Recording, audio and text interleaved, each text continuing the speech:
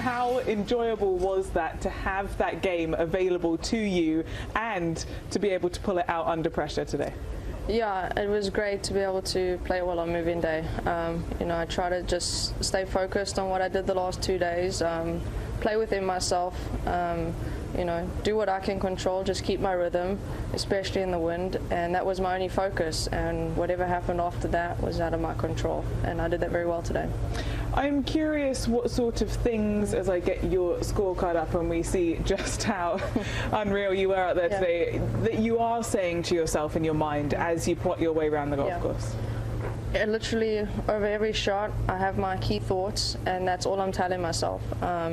So, you know, make a birdie, alright, it's good, now get back into it. And after every shot I just had my key thoughts and just said rhythm, rhythm, rhythm, stay within it, and that was my only focus. And you know, I putted great. I made some good pass saves on 1 and 3 today that kept me in it, and I hit good shots, but I still had to convert and make the putts.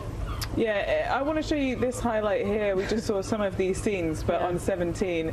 And the reason I love this one is not so much that it's a textbook chip shot, but it's your reaction afterwards, because you are so cool and calm. But we actually saw how much that meant to you there. Sure. The funny thing is, I've hit that green in 2 both days with my par, and I said to my caddy after the drive, I said, oh, we'll make birdie the old-fashioned way today. And funny thing, I mean, I was in a divot for my third. I was in 3 divots today. That's why I hit it skinny over the green and then chipped it in and told her it always looked like 4, didn't it? Absolutely. I mean, it doesn't matter. None of that matters. No pictures. There's a 4 written on that scorecard. You will be looking to follow in Ernie Els' footsteps as the next South African to potentially win a major here at Muirfield. You said at the start of the week that you were YouTubing a couple of his shots, trying to emulate him, but what would that mean to you to win a major here, especially, I know it would be special, but with Ernie having won here as well? Yeah, it would be huge. You know, I got a voice note from Gary Player this morning, which was pretty cool, and he's also won here, so you know, hopefully it's good signs, and it's good luck for South Africans. And you know, it was 18 holes in these conditions. It's a long way to go. And playing with Hinako, we played a few years ago in the final group at Woburn. So, you know, it'll be a comfortable pairing for me too, I think. Yeah, and there you've had a top 5 finish and were right up there in contention. Obviously, it's been a few years since your last victory. What might be some of the feelings or emotions that you have tomorrow morning?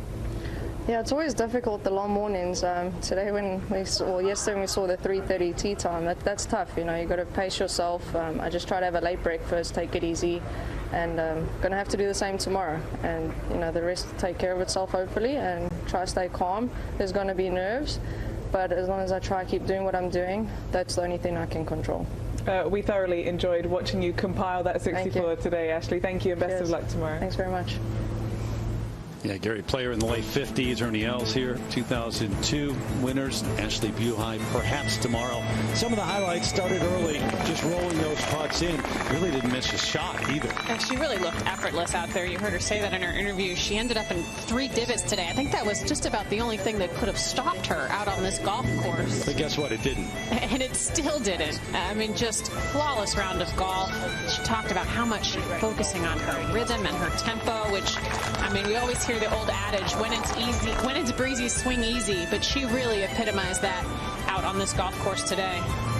So get on a roll this part of the golf course, like she did yesterday too, on her way to a 65. Went out in 6 under 30 yesterday, and this stretch 4, 5, 6, 7, sensational. And the front 9 is really for the taking, and it certainly fits her eye. And here out of the rough, just judging the distance to land the ball. That was what she and her caddy Tanya talked a lot about over this shot. Where should we pitch it? And can't pitch it much better than that. Yeah, we listened in to quite a bit of the communication between those two, and holding up against the wind, riding the wind, had a plan nearly every hole. And another 8-iron here, another really smooth 8-iron, similar to the club, same club she hit on the 4th hole. Lead to another relatively easy birdie. Go out in 31. 1 more than yesterday. Now it's basically a tap in. So is this at this point for her when she's putting. Yeah, she has been walking putts in for 2 days. Looked so comfortable over the ball. Straight pars do when she came to 14. Not an easy hole. Yeah, this is now. Get it.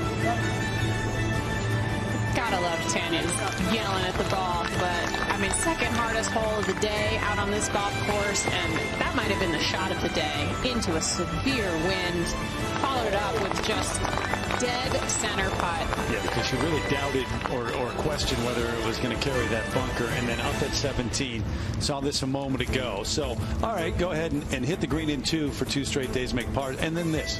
Well, considering she kind of made a little bit of a mess of this hole, driving it in the right rough, barely carrying the cross bunkers. That could have been a disaster. She heard her say in a divot, over the green, and then chip it in. It's that kind of a day. She struggled a little bit with this 18th hole the last 2 days. That was a pretty well done approach there for her third, but this one would be a little bit of a tentative putt, come up short. Maybe the worst putting stroke that we saw from her today. Or at least effort, leaving it short. But, I mean, you can't complain. You can't criticize anything about that round today. Round of 64 and Muirfield. And to take a 5-shot lead into the final round of the 5th major of the season. Shibuno and In-Ji Chun share second at 9 under to wrap things up.